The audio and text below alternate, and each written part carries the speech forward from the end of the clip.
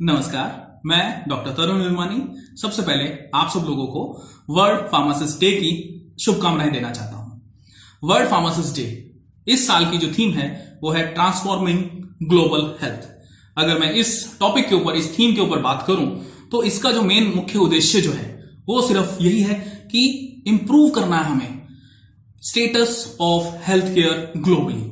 क्योंकि अभी हम देख रहे हैं कि हमारे ऑल ओवर वर्ल्ड की अगर मैं बात करूं तो ऑल ओवर वर्ल्ड में मेडिकल फील्ड ने जितनी तरक्की की है शायद बहुत ही कम फील्ड में ऐसी तरक्की हुई होगी। जैसा कि उदाहरण मैं आपको देना चाहता हूं, नए नए एंटीबायोटिक्स बनना, नई नई मेडिकल सर्जरी के डिवाइसेस फॉर्मुलेट करना और ऐसी बहुत सारी चीजें जिसने शायद अगर मैं कंट्री को बताऊं या फिर पूरे वर्ल्ड को बताऊं और बहुत ही आगे कर दिया है। लेकिन इसमें कुछ ऐसे ध्यान करने वाले पहलू हैं जिसकी तरफ हमें सोचना बहुत जरूरी है। वो एज अ फार्मासिस्ट बहुत जरूरी है, as a health care professional बहुत जरूरी है।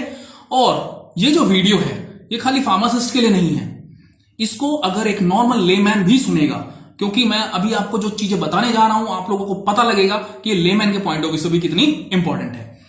अगर मैं कुछ मुद्दे ऐसे हैं, कुछ ऐसे मेन पॉइंट्स हैं जिनके ऊपर मैं बात करना चाहता हूं कि हमें ग्लोबली इनको ट्रांसफॉर्मेशन क्यों करनी है, उसके पीछे एक मुख्य उद्देश्य जो है सबसे पहला है हमें रिड्यूस करना है ग्लोबल हेल्थ रिस्क को। आप जानते हैं कि ग्लोबल हेल्थ रिस्क जो है ये रिस्क किसकी वजह से हो रहे हैं? मेडिकेशन एरर की वजह से हो रहे हैं, डायग्नोसिस अच्छे तरीके से नहीं हो पा रहा है इसकी वजह से हो रहे हैं, और ऐसी बहुत सारी प्रैक्टिकल प्रॉब्लम्स हैं जिसकी वजह से काफी सारे प्रॉब्लम्स पाई जा रही हैं। और आपकी जानकारी के लिए एक बात बताना चाहता हूं, यूनाइटेड स्टेट ऑफ अमेरिका, मैं इंडिया की बात नहीं कर रहा, मैं डेवलप्ड कंट्रीज की बात कर रहा हूं जो कि रोल मॉडल है बहुत सारे लोगों के लिए। वहां पे तीसरा सबसे मुख्य कारण मृत्यु होने का वो मेडिकेशन एरर है। पहले नंबर पे हार्ट डिसीज, दूसरे नंबर पे कैंसर और तीसरे नंबर पे मेडिकेशन एरर। तो हमें इस चीज को इंप्रूव करना होगा जिससे कि हमारी ग्लोबल जो पूरी की पूरी ट्रांसफॉर्मेशन है अच्छे तरीके से हो पाए। इसके अलावा एक और जो पॉइंट मैं जिसके ऊपर एम्फेसिस करना चाहता हूं, इंप्रूव करनी है क्वालिटी ऑफ केयर की। क्योंकि हमारे पास ऐसे ऐसे लोग हैं सिस्टम के अंदर जो बहुत ही अच्छे तरीके से ध्यान रख रहे हैं। मैं पैरामेडिकल स्टाफ की तरफ बात करना चाह रहा हूं, क्योंकि सबसे अल्टीमेटली पेशेंट की केयर कौन करेगा? Paramedical staff. तो अगर हमारा पैरामेडिकल स्टाफ ट्रेंड रहेगा तो पेशेंट को अच्छी क्वालिटी मिलेगी, उसकी केयर अच्छे तरीके से होगी। इसके अलावा हेल्थ केयर कॉस्ट, ये एक बहुत बड़ा बर्डन है फिर से, क्योंकि आपने देखा होगा, मैं डेवलप्ड कंट्रीज की बात करूं तो डेवलप्ड कंट्रीज परेशान हो रहा है कॉस्ट को मिनिमाइज करने के लिए, और जो अंडर प्रिविलेज कंट्रीज हैं या फिर डेवलपिंग कंट्रीज हैं वहां पे दिक्कत है कि हेल्थ केयर की बेसिक फैसिलिटीज ही अवेलेबल नहीं है।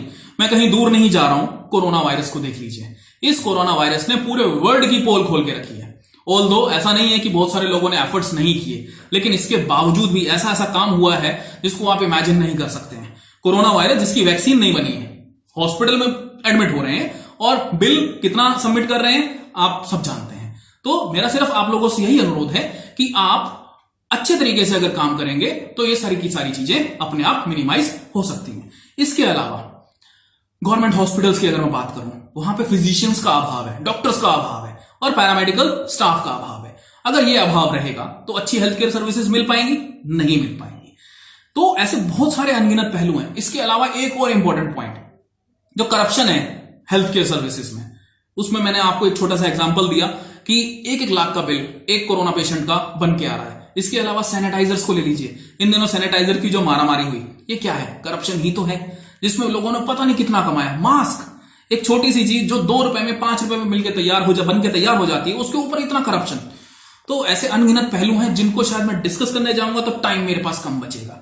तो छात्रों और सारे जितने भी मेरे को लोग सुन रहे हैं, मैं सिर्फ एक ही बात बोलना चाहता हूं कि ये जो ट्रांसफॉर्मेशन ग्लोबल हेल्थ जो है, इसका जो मेन ऑब्जेक्टिव है वो सिर्फ यही है कि लोगों तक कम समय में, कम दामों में अच्छे से अच्छी फैसिलिटीज अवेलेबल कराई जाए, जिससे कि हमारा हेल्थ केयर प्रोफेशन पूरे ऑल ओवर वर्ल्ड की एक मिसाल बने।